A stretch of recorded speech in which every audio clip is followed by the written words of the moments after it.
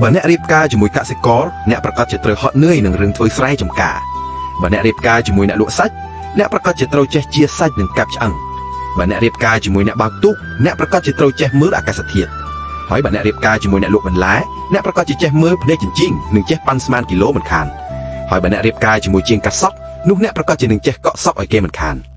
បើអ្នករៀបការជាមួយមេចុងភៅនោះអ្នកដែលឡើងគីឡូមុនគេគឺជាអ្នកបើអ្នករៀបការជាមួយជាងកាត់ដេរនោះអ្នកគឺជា model សម្រាប់សាកសម្លៀកបំពាក់ដែលគាត់បានដេរមិនខាន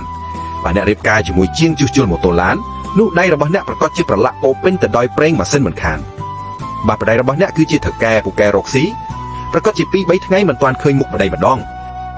ប្រសិនបើប្តីរបស់អ្នកធ្វើជាសន្តិសុខច្បាស់ណាស់ថាអ្នកប្រកាសជាត្រូវស៊ាំនឹងម៉ោងធ្វើការមិនទៀងទាត់របស់គាត់ប្រសិនបើប្តីរបស់អ្នកគឺជាអ្នកដឹកជញ្ជូនដូច្នេះហើយកញ្ចប់តូចកញ្ចប់ធំអ្នកត្រូវតែចាក់រៀបចំតាមបែបផែនរបស់វាម្លោះហើយបានគេនិយាយថាមនុស្សប្រុសខ្លាចរើសការងារខុសជំនាញហើយមនុស្សស្រីខ្លាចតែរើសប្តីខុសប៉ុន្តែទាំងនោះវាគ្រាន់តែជាការរំពឹងទុកប៉ុណ្ណោះប៉ុន្តែអ្វីដែលអាចរំពឹងនឹងជឿជាក់បាននោះគឺមានតែខ្លួនឯងខ្លាំងនោះទេ